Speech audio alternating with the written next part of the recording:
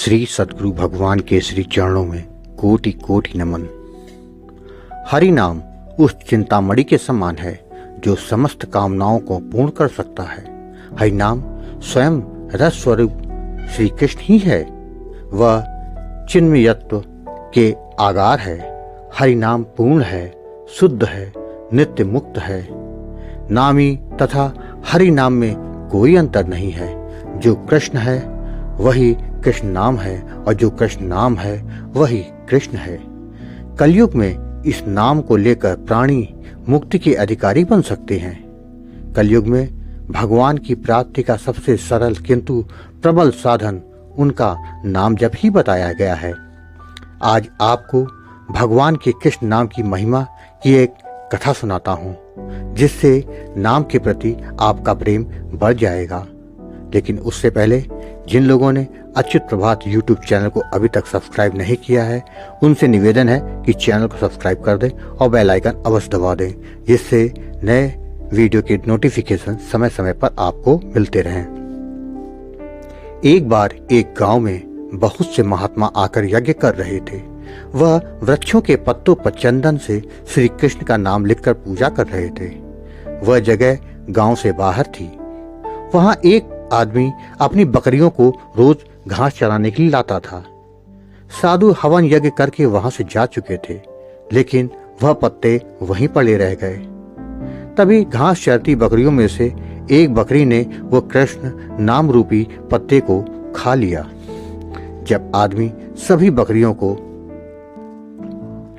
लेकर घर गया तो सभी बकरियां अपने बाड़े में जाकर मैमे करने लगी, लेकिन वह बकरी जिसने कृष्ण नाम को अपने अंदर लिया था, वह मैमे की जगह कृष्ण कृष्ण करने लगी, क्योंकि उसके अंदर कृष्ण वास करने लगे थे।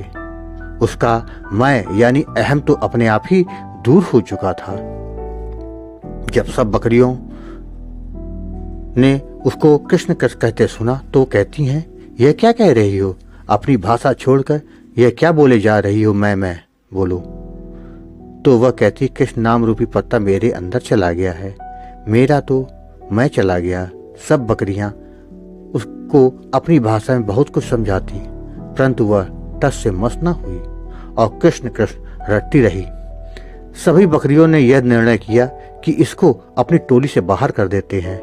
वह सब उसको सींग और धक्के मारकर बाड़े से बाहर निकाल देती हैं। सुबह जब मालिक आता है तो उसको बाड़े से बाहर देखता है तो उसको पकड़कर फिर अंदर कर देता है, परंतु बकरियां उसको फिर सींग मार कर बाहर कर देती हैं।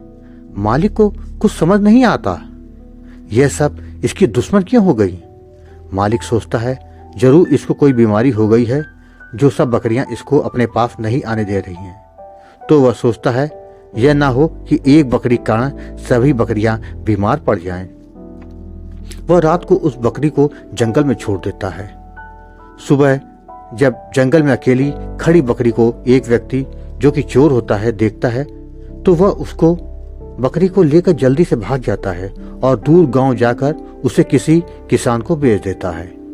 किसान जो कि बहुत ही भोला भाला मानस था, उसको कोई फर्क नहीं पड़ता कि बकरी मैं कर रही है या कृष्ण कृष्ण। वह बकरी सारा दिन कृष्ण कृष्ण जपती रहती। अब वह किसान उस बकरी का दूध बेचकर अपना गुजारा करता है।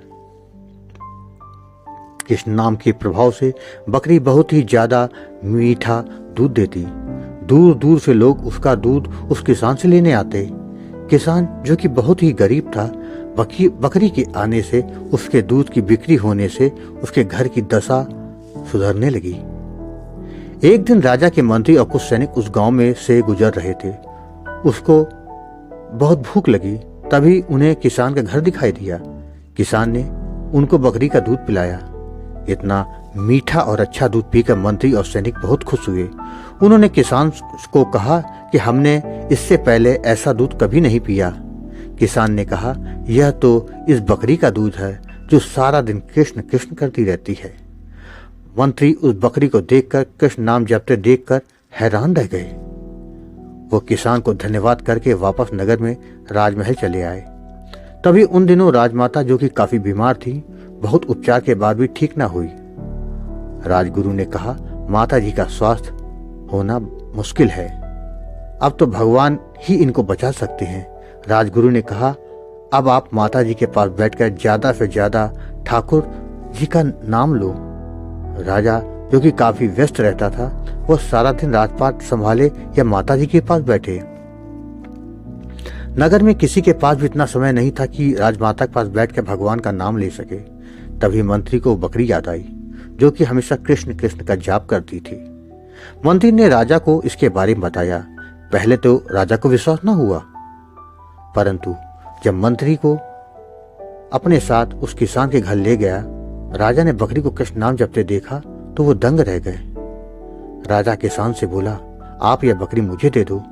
किसान बड़ी विनम्रता से हाथ जोड़कर राजा से बोला, इसके कारण ही तो मेरे घर के हालात ठीक हुए हैं। मैं तो बहुत गरीब था, अगर मैं ये आपको दे दूंगा तो मैं भूखा मर जाऊंगा। राजा ने कहा, आप फिक्र ना करो, मैं आपको इतना धन दे दूंगा कि आपकी सारी गरीबी दूर हो जाएगी। अब किसान ने खुशी खुशी बकरी राजा को दे दिया। अब तो बकरी राजमहल में राजमाता के पास बैठकर कृष्ण कृष्ण का जाप करती। कृष्ण नाम के कानों में पड़ने से और बकरी का मीठा दूध और स्वस्थ दूध पीने से राजमाता की सेहत में सुधार होने लगा और वह धीरे धीरे एकदम स्वस्थ हो गई। अब तो बकरी राजमहल में राजा के पास ही रहने लगी। तभी उसकी संगत में से पूरा राजमहल कृष्ण कृष्ण का जाप करने लगा। अब पूरे राजमहल और पूरे नगर में कृष्ण रूपी माहौल हो गया। एक बकरी, जो कि एक पशु है, कृष्ण नाम के प्रभाव से सीधे राजमहल में पहुंच गई। उसकी मैं यानी अहम खत्म हो गई। तो क्या हम इंसान निरंतर कृष्ण का जाप करके भवपार नहीं हो पाएंगे? हमें अपने आराध्य देव की शरण में जाना चाहिए। भाई बहनों, आपको ये कथा कैसी लगी? अगर अच्छी लगी तो कमेंट बॉक्स में जय श्री कृष्ण लिखना ना भूलिएगा। जय श्री कृष्ण, जय श्री कृष्ण, जय श्री कृष्ण।